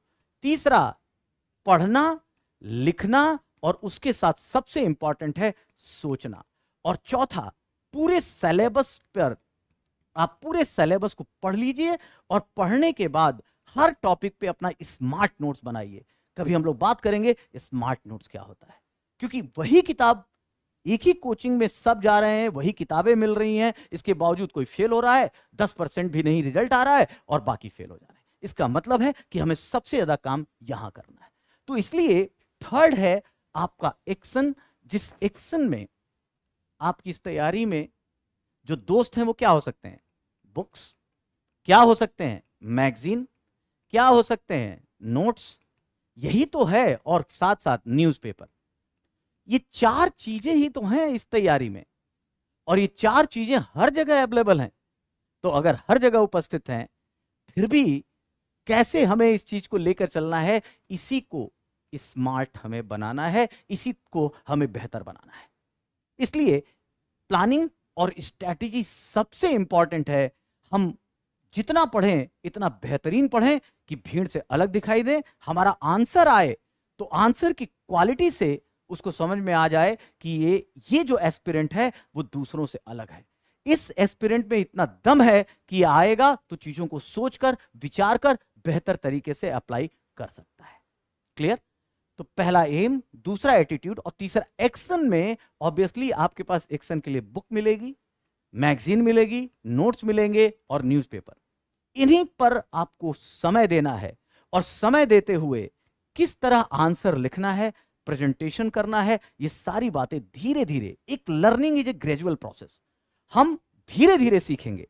एक ही दिन में आईएएस नहीं बन जाओगे, पर पहले दिन बेटा आंसर, अगर मैं कुछ भी अभी मैंने वैसे बता दिया है, फिर भी चलो अगर आ गया है सर तो इस चैलेंज को स्वीकारते हैं। और देखो कोई भी आंसर लिखने में आप किसी तरह के आंसर को अगर देखें, अब देखो कितना प्यारा, देखो यूपीएससी क्यों दूसरे एग्जाम से अलग है। एक क्वेश्चन है बेटा, ये आईएएस मेंस का क्वेश्चन है, अभी तुम लोग एबीसी नहीं जान रहे हो, मैं मान के चल रहा हूं, तब भी देखो आपको क्वेश्चन दिखा रहा हूं। ये देखिए 10 नंबर का क्वेश्चन आया है 2022 के मेंस में, जिसका भी इंटरव्यू चलने वाला है। पारिवारिक संबंधों पर वर्क फ्रॉम होम के असर की छानबीन तथा मूल्यांकन करें। Explore and evaluate the impact of work from home on family relationship. और 150 शब्दों में लिखना है, पहले तो देख लो 150 शब्द। अब जैसे एक क्वेश्चन आया वर्क फ्रॉम होम, बेटा हर क्वेश्चन आंसर लिखने की एक कला होती है कि तुम देखो उसका की पॉइंट क्या है, एक्चुअली एसेंस क्या यूपीएससी जानना चाहता है वो। अब कई लोग क्या करते हैं, गए देखा वर्क फ्रॉम होम बताने लगे, कुछ लोगों ने तो यहां तक लिखा, उसने पूछा नहीं, कोविड-19 ही डिस्क्राइब करते रह गए कि चाइना से आया, वुहान है, डब्ल्यूएचओ ये कहता है। भैया पूछा कहां है, केवल 150 वर्ड है वर्क फ्रॉम होम। और किस पे, देखो इसमें 3 पॉइंट है, किसके लिए पूछ रहा, वर्क फ्रॉम होम का, पारिवारिक संबंधों पर असर का मूल्यांकन करना है। अब इसमें बहुत इधर उधर की बात नहीं करनी है, हमें ये नहीं बताना कि हम ये थे वो थे। सिंपल सी बात है कि जितना आपको सिंपल तरीके से आप अपने आंसर को प्रेजेंट कर दें उतना अच्छा है। कोई भूमिका की जरूरत नहीं होती। सबको पता है कि जब कोविड आया तो वर्क फ्रॉम होम, घर से काम करने की सुविधा मिल गई। अगर बहुत दिल ना करे, जब आंसर राइटिंग, देखो मैं सिखा रहा हूं, सबसे पहले डिफाइन कर दीजिए कि वर्क फ्रॉम होम का अर्थ क्या है। एक सिनॉप्सिस दे रहा हूं।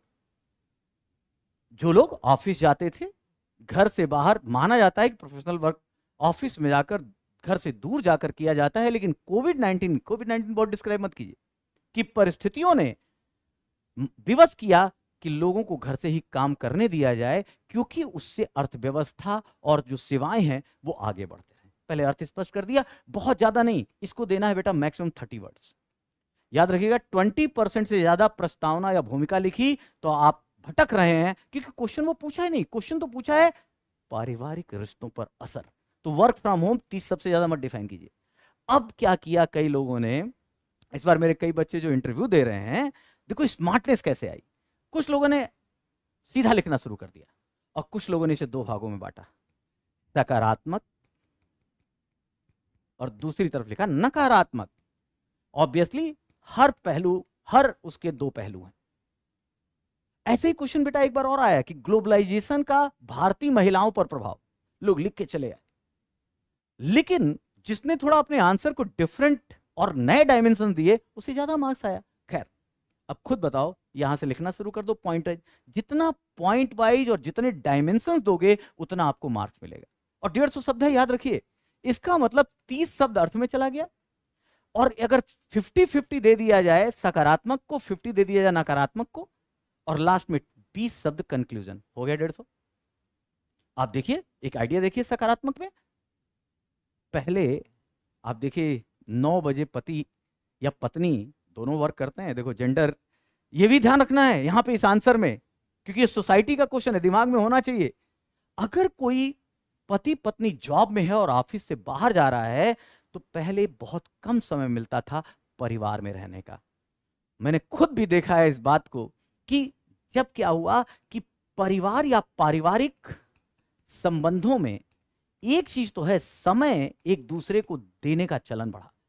पति पत्नी साथ में है, बच्चा है तो बच्चा भी साथ में है, और इस तरह से दूसरा इसी का हुआ कि जो इमोशनल बॉन्डिंग थी, जो इमोशंस थे, वो एक शेयर होने लगे। चाहे बुजुर्ग अगर घर में है तो उसकी सेवा, उस जॉब वाले पति पत्नी घर पे ही है तो उसे समझने का मौका मिला, बच्चे को देखने का मौका मिला। तो जो फैमिली बॉन्डिंग है वहां पर देखा गया कि असर पड़ा। ये सब लोग लिखेंगे।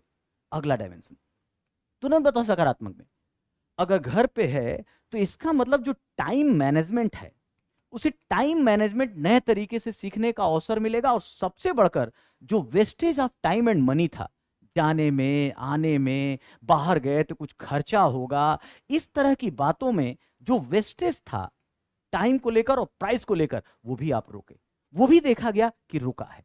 तो इस तरह पहले सकारात्मक 3 पॉइंट लिखिए, इस तरीके से 3 सकारात्मक पॉइंट बताइए कि वर्क फ्रॉम होम का क्या फायदा हुआ है, और उसमें खासकर इमोशनल और पारिवारिक रिश्ता पूछा है तो उसी के इर्द गिर्द रखिए।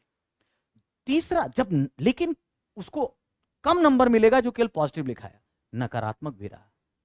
आप जानते होंगे जब पति पत्नी लगातार साथ रहने लगे तो थोड़े दिनों बाद उनमें तू मैं भी हो गई। और ये मैं नहीं कह रहा हूं भैया, ये WHO और बाकी जितनी सर्वे की रिपोर्ट है वो ये कह रही है, आप कोट कर सकते हैं कि उनकी रिपोर्ट के अनुसार ये कहा गया कि रिश्तों में देखा गया।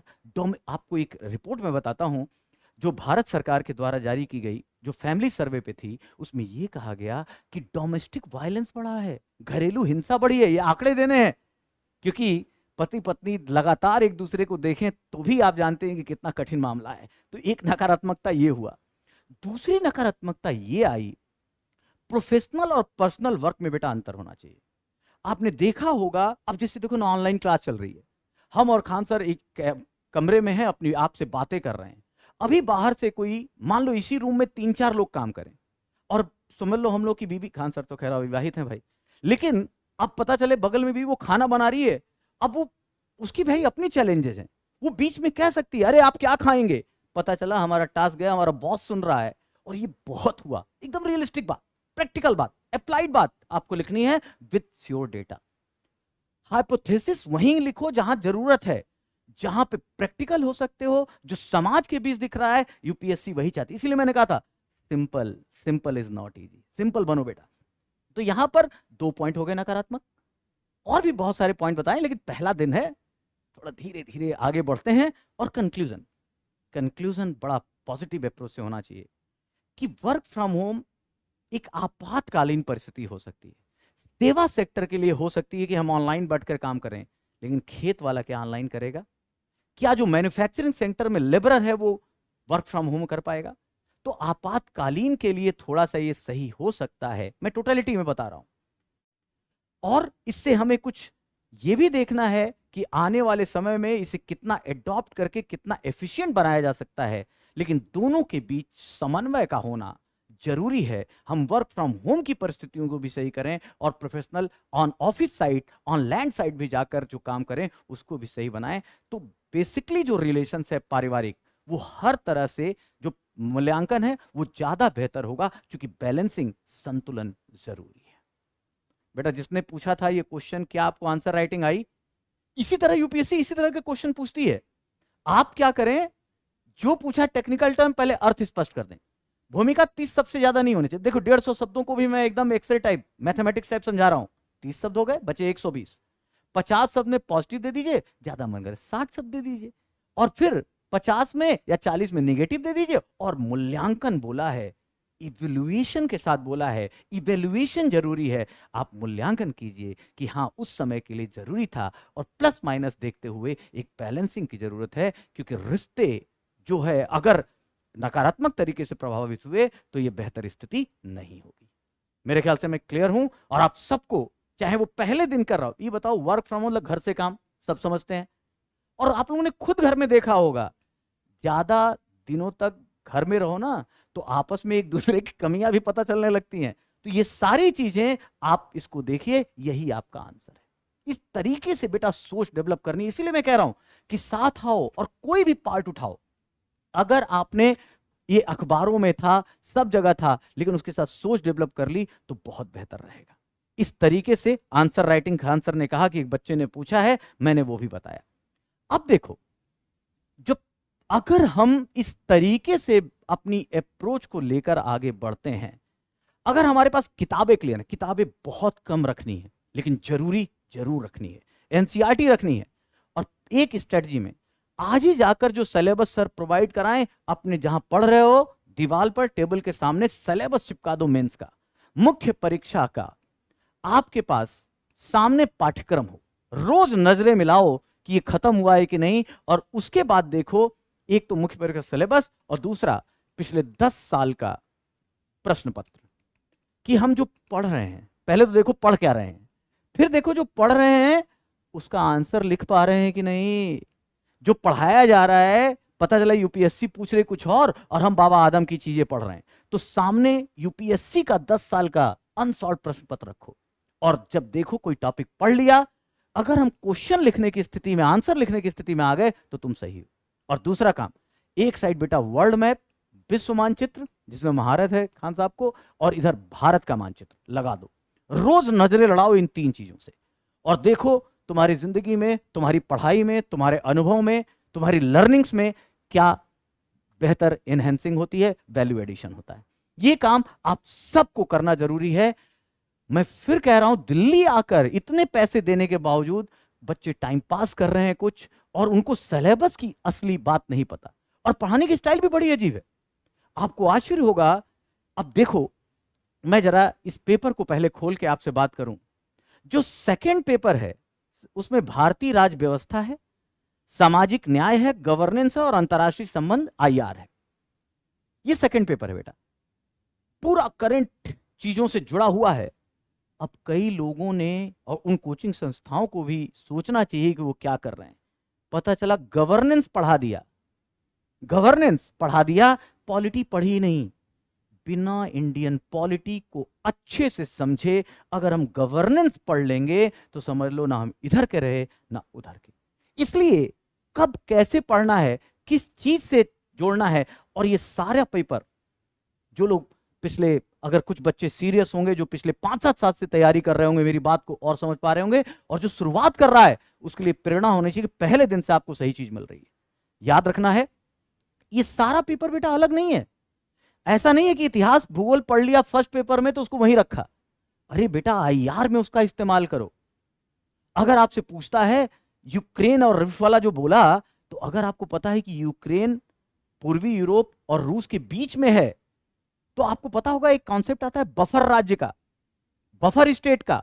जैसे ही मैप खींच दोगे हल्का सा कि ये रहा आपका यूक्रेन, इधर से आपका रोमानिया और हंगरी ये सब शुरू होता है, इधर आपका रशिया है, तो ये बफर स्टेट, 2 बड़े प्रतिद्वंदी राष्ट्रों के बीच एक राज्य की स्थिति को बफर बोलते हैं, बफर राज्य। एक राज्य जो 2 बड़े प्रतिद्वंदी देशों के बीच होता है, इधर नाटो है, इधर रूस है। अब ये बफर है। अगर यूक्रेन नाटो का सदस्य बन जाएगा, अगर यूक्रेन नाटो का सदस्य बन जाएगा, तो इसका मतलब नाटो रूस की बाउंड्री पे आ गया ना। इसका मतलब रूस की वो शक्ति, वो सुपर पावर रहा यूएसएसआर जब था। ये तो सीधी सी बात है, उसके गाल पे तमाचा था, और इसीलिए वो कहता है कि नाटो मत बनो। तो मैप दिमाग में हो, इसलिए एक एक करके महाद्वीप, ज्योग्राफी और मैप पे तो मैंने खुद देखा है कि बहुत बेहतर प्रयास होता है, बहुत बेहतर तरीके से बताते हैं आपको, एकदम खेलते खेलते। उस तरीके से आप इन चीजों को सोचिए। मेरा ये कहना है कि बेटा इन चारों पेपरों को अलग मत देखो, ये चारों पेपर एक दूसरे से जुड़े हुए हैं।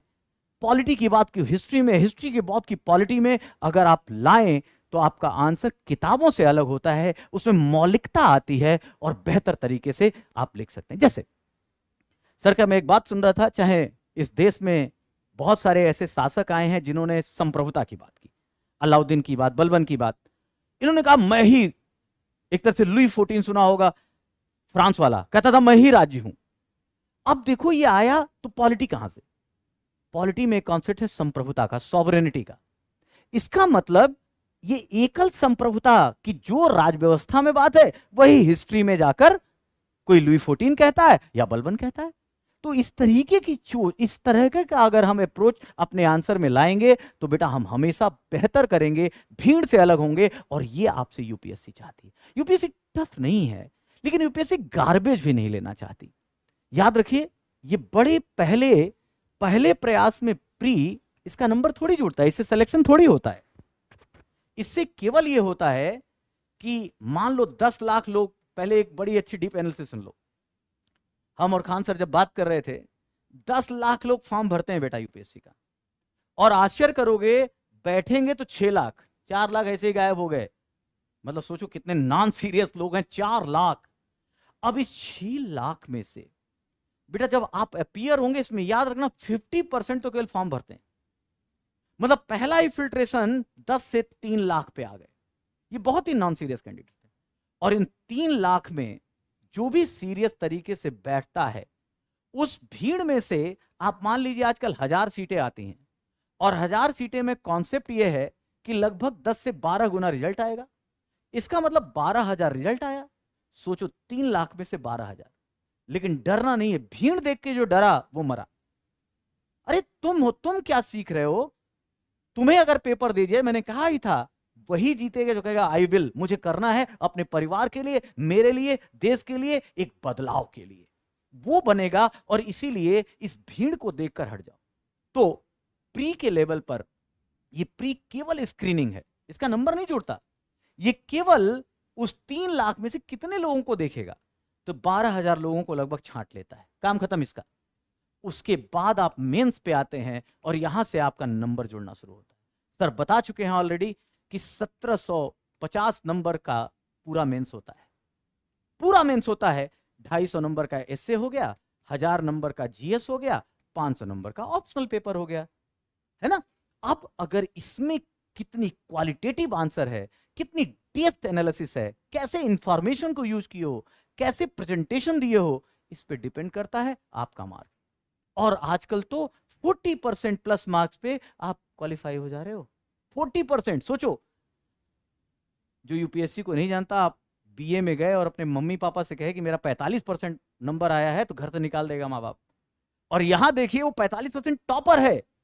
275 इंटरव्यू है, बाद में देख लीजिए। तो याद रखिए यहां पे हमें कितना नंबर पाना है। हर पेपर की अप्रोच अलग है। First paper, second paper, third paper, fourth paper, सबकी अपनी अपनी एनालिसिस है बेटा। देखने में देखो, फर्स्ट पेपर में क्या है, तो विरासत संस्कृति है, इतिहास है, भूगोल है और समाज है, एक स्टैटिक पार्ट है। पहले पेपर में इतिहास, संस्कृति, भूगोल और समाज, किताब और हर जगह मटेरियल उपस्थित है। यहां पढ़ने, पढ़ाने और लिखने का अंदाज अलग। सेकेंड पेपर में इंटरनेशनल रिलेशन, पॉलिटी है, सोशल जस्टिस है, इसे करंट से जोड़ना जरूरी है। थर्ड पेपर देखो पूरा टेक्निकल कर दिया। क्या है इसमें? साइंस एंड टेक्नोलॉजी है, इकोनॉमी है, इसमें डिजास्टर मैनेजमेंट है और इंटरनल सिक्योरिटी है। देखो सबका अप्रोच, इसको क्या किया, टेक्निकल बना दिया। सबको एक पैरिटी पे लाना है। इसमें आईआईटी वाला भी होगा, इसमें संस्कृत से पीएचडी वाला भी होगा, इसमें केवल बीए किया हुआ लड़का भी होगा। सबको एक जगह ले आता है, सारी चीजें हैं। और फोर्थ पेपर एथिक्स है कि आपने जो सुना, आप चूंकि इस समाज में जो सबसे बड़ी कमी रही ब्यूरोक्रेसी में, खासकर कहीं ना कहीं सत्यनिष्ठा की रही, इसीलिए करप्शन के बहुत सारे चार्ज है। इस बार एक लड़का है 18वीं रैंक पे, रवि सिहाग, मेरे स्टूडेंट में वन ऑफ द बेस्ट। उससे मैंने एक क्वेश्चन पूछा कि भाई आईएएस इतने साल से जो सर्विस चल रही है और आप लगातार सेलेक्ट हो रहे हैं, इसके बावजूद एक बात बताओ, अगर सरकार कार्यक्रम तो अच्छा बनाती है, नीति भी अच्छी है, फिर भी गरीबी क्यों है, फिर भी गांव पिछड़े हुए क्यों हैं, और उसको क्योंकि उसे दूर करने का, उसे लागू करने का काम आईएएस का है। तो किसी ने कहा, मैंने पूछा कि आईएएस का नाम क्यों ना हम लोग आई एम सॉरी कर दें, क्योंकि आईएएस सर्विसेज ने जितना किया वो बहुत कम किया जितना किया जाना चाहिए था, इसलिए उसे बोलना चाहिए आई एम सॉरी। बहुत बेहतरीन जवाब दिया, आएगा वो भी, या कभी वीडियो देखेंगे तो आप समझ जाएंगे। तो आईएएस बनकर क्या क्या कर सकते हो और एक प्राउड मोमेंट कैसे आ सकता है, इस तरह की चीजों को देखना है, इन सबको जोड़ना है। उसने बड़ा अच्छा एथिक्स से जोड़कर आंसर दिया था। इसीलिए एथिक्स की चर्चा आपको सभी चीजों को जोड़कर जब बताई जाएगी तो आप बहुत बेहतरीन व्यक्तित्व उभरेंगे, बहुत बेहतरीन आंसर लिखेंगे।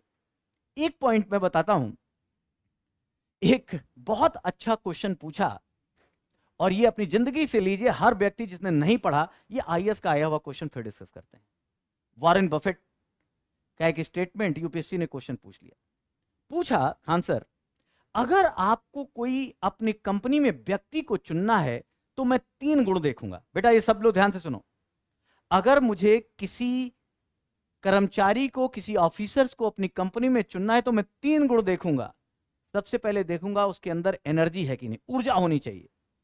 दूसरा कहता है कि ऊर्जा के साथ साथ उसके अंदर एक इंपॉर्टेंट चीज है सत्यनिष्ठा, इंटीग्रिटी होनी चाहिए, है ना। और तीसरा ऑब्वियसली कौशल होना चाहिए, स्किल होनी चाहिए। अब लेकिन कहता है ऊर्जा रही, कौशल रहा, लेकिन सत्यनिष्ठा नहीं रही तो फिर वो पूरा आदमी मेरे लिए घातक सिद्ध होगा। इसलिए सबसे इंपॉर्टेंट चीज है, इंग्लिश में बोलते हैं इंटीग्रिटी। कितना बढ़िया चीज सर, ऊर्जा होगा वो नया करेगा। देखिए सत्यनिष्ठा नहीं होगी, ऊर्जा होगा और कौशल होगा, पता चलेगा आपके बगल में आप ही की कंपनी खोल देगा, लिख देगा एक कंपनी ने इसको हायर किया, वो बेईमान आदमी था, कुछ दिन बाद आपका स्टाफ तोड़ के A+ खोल दिया। इसलिए देखो कितना बढ़िया क्वेश्चन है। इसलिए हमें जरूरी है इंटीग्रिटी।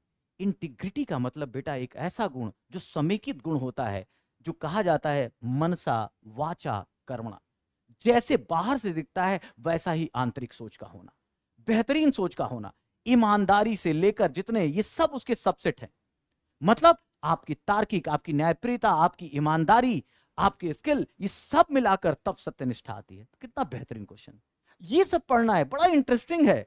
इसीलिए कह रहा हूं एंजॉय करोगे, अगर मजा लेके पढ़ोगे, रुचि डेवलप करोगे, पढ़ाने वाला आपको अगर ऐसा मिलेगा तो ऑब्वियसली ये पार्ट भी 250 नंबर का अकेला पेपर है। तो ये सारी चीजें आपके सिलेबस का पार्ट हैं, इनको लेकर हम एक एक करके बढ़ेंगे। बहुत सारी चर्चाएं, बहुत सारी बातें हैं, लेकिन मेरे ख्याल से इतना हम लोग आज पे इतना ही रोके, क्योंकि बातें बहुत हैं। एक दिन और आंसर राइटिंग पे स्पेशल क्लास, खान सर ने जैसा कहा, हम लोग करेंगे बात।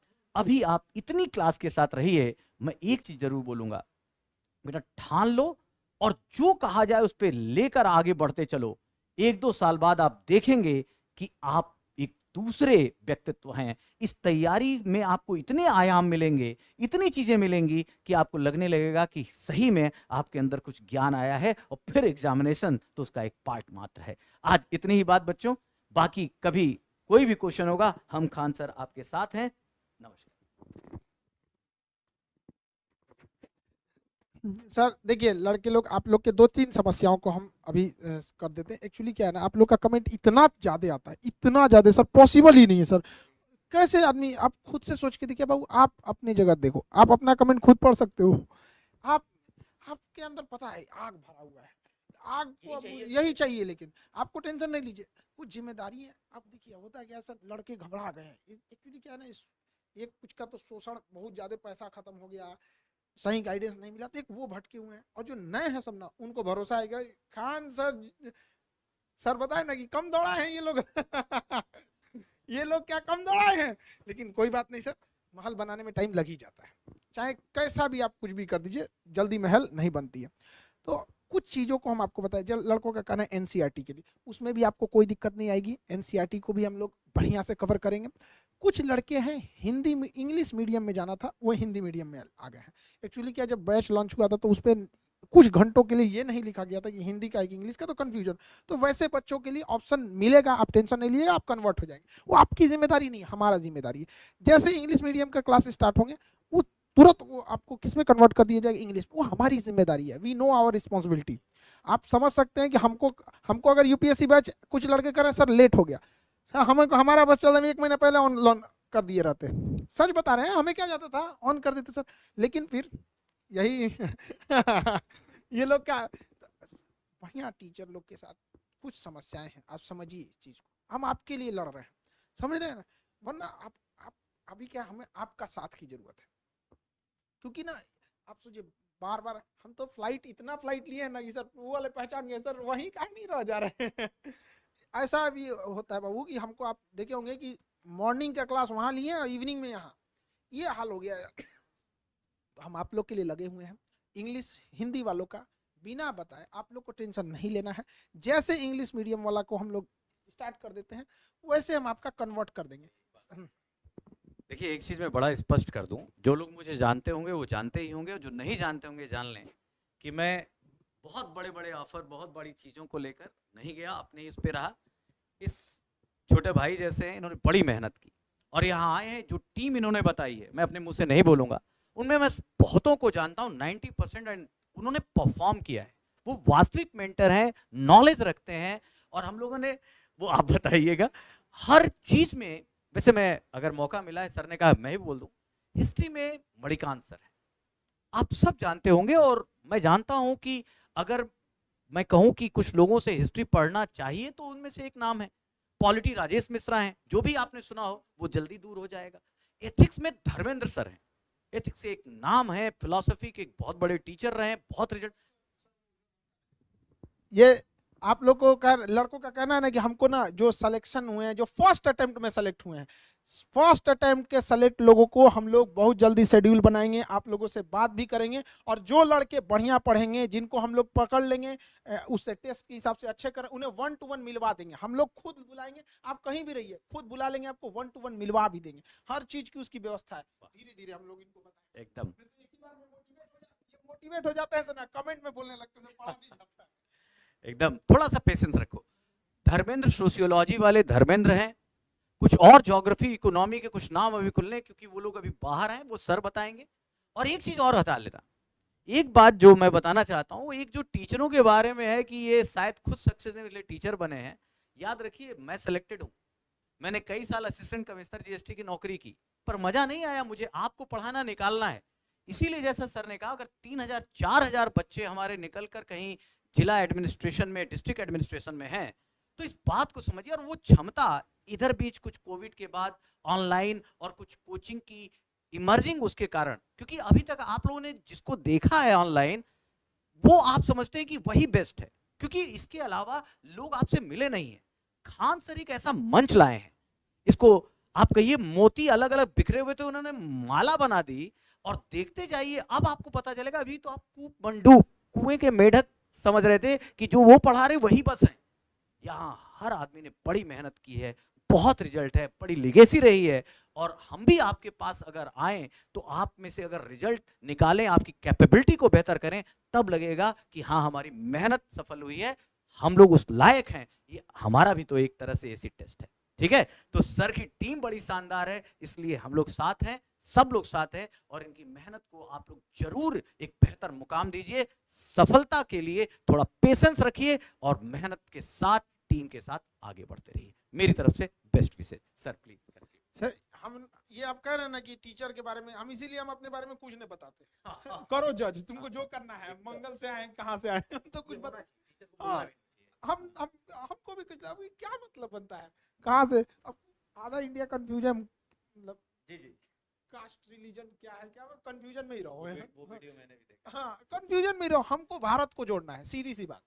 आजादी मिल गई, लेकिन ऐसा नहीं है कि हम लोग इस तरह से जीने के लिए थे, गुलाम थे हम लोग। उस समय तो सोने की चिड़िया कहलाते थे, जब हम लोग बैलगाड़ी पे चलते थे तो सोने की चिड़िया थे। आज दुनिया इतनी आगे चल गई, कैसे पीछे हो गए। आप लोग आगे करेंगे, हम लोग नहीं, आप लोग करेंगे, स्पष्ट बताते। हमारा एक सपना था जो हम उसमें निरंतर लगे हुए हैं। कुछ लोग बोलते भी है सर इतना लेट क्यों हो रहा है, अरे जिनको लेट हो रहा है, जो पढ़ने वाले ये आप टेंशन नहीं लीजिए, जो वही है सब जो चिल्ला रहे हैं, सब 4 बार से ढह के आया है सब। हाँ हाँ ठीक है। अब आपको हम कल से परसों में पूरी टाइम की शेड्यूल दे देंगे। कुछ लड़कों का है कि हिंदी मीडियम में आ गए हैं उनको इंग्लिश में जाना है, इनकी समस्या दूर कर देंगे। NCERT इसकी समस्या दूर करेंगे। Time table, sir time table बता दीजिए। अभी एक कमेंट पढ़ रहे थे कि सर अब बहुत, एक लड़की कमेंट की, सर क्या बोले हम, अब नाम मुश्किल, सर हमें दूसरे के यहाँ काम करने जाना होता है, बर्तन वर्तन वाला, सर ये टाइम मत रखा कीजिए, लाइव नहीं ले पाएंगे। आप समझ सकते हैं, कोई दूसरे के घर में छोटा बच्चा को पालने के लिए मेड का काम कर रही है, खाना बनाने के लिए, कह रहे सर ये टाइम मत रखिए। अब मतलब कभी कभी ऐसा लगता है ना, दुनिया में कितना गम है, मेरा गम कितना। हम आप लोग को टाइम टेबल फिक्स कर देंगे, जो ड्यूटी वाले हैं, जो ऐसे काम करने वाले लोग हैं, वो आप लोग के लिए कोई दिक्कत नहीं आएगा। ले कभी कभी ऐसा लगता है कि सर अब कहते हैं लोग हिंदी मीडियम का रिजल्ट नहीं होता, वो दूसरे के यहाँ जा रही है महिला काम करने के लिए, वो आके यहाँ 2 लाख नहीं। खैर हम आप लोग को इसको टाइम बहुत जल्दी सेट कर देंगे, 1-2 दिन और। हाँ, सारे लोग, सब लोग से जल्दी मिला। और जिनको जिनकी आंसर राइटिंग कमजोर है उनके लिए हम लोग और अलग से व्यवस्था करेंगे। सर बहुत डट के एकदम आप लोग को मेहनत तो एकदम आराम, अभी तो हम लोग ना पूरा नहीं बता रहे, डर जाओगे आप लोग, लेकिन क्या है ना कि आपसे करवा दिया जाएगा, उसके बाद कहेंगे यही चीज था। देखिए जब हम 10th में रहते हैं ना, मैट्रिक का एग्जाम डर जाते हैं लोग। पहली बार हमारा जब मैट्रिक का एग्जाम था 10th का ना, बुखार हो गया था अभी लगता है यार क्या चीज होता है 10th में। तो आप जब दीवार के इधर रहते हैं तो केवल इधर का हिस्सा दिखता है, दीवार के उधर रहते हैं तो उधर का हिस्सा दिखता है। हम लोग दीवार के ऊपर हैं, हमें उधर भी दिख रहा है, इधर भी दिख रहा है, इसलिए आप टेंशन नहीं लो, ठीक है। अब हम आपको 1 से 2 दिन में ये सारी समस्याएं दूर कर देंगे। ये वाले लोग आप कमेंट ना करें, आप लोग के लिए ऑटोमेटिक एक बटन दिया जाएगा, क्लिक करेंगे उधर से उधर आपको भेज दिया जाएगा। बहुत ज्यादा इस पे टेंशन लेने की जरूरत नहीं है, ठीक है। आज के लिए हम इतना ही रहने देते हैं, आप लोग टेंशन नहीं लेंगे। हर लड़का हर लड़की सारे लोग को अपना अधिकार मिलेगा पढ़ने का, और केवल पढ़ने का नहीं सर, भारत के सर्वश्रेष्ठ शिक्षकों से पढ़ने का मौका मिलेगा। और अब आप लोग से वचन लेके जाते हैं कि आपको ये देश बदलना है, हम सबका सपना पूरा करना। समझ में आ गया कि नहीं। फीस कर रहा है सर, फीस कम है, अरे फीस कम है, अरे तुम जब डीएम एसपी के कुर्सी पे बैठोगे लोग, तो उस दिन आप लोग की सैलरी से मिठाई खाएंगे लोग, और वो हम लोग की असली फीस है। समझ में आ गया कि नहीं। ये फीस उस नहीं है, ये तो हम लोग की भी मजबूरी है, टेक्निकलिटीज हैं, ये सब चीजें तो कुछ नहीं, वो हमको चाहिए आपकी सैलरी का मिठाई। समझ में आ गया कि नहीं आ गया। चलिए आज के लिए इतना ही, मिलते हैं कल। जय हिंद। Thank you.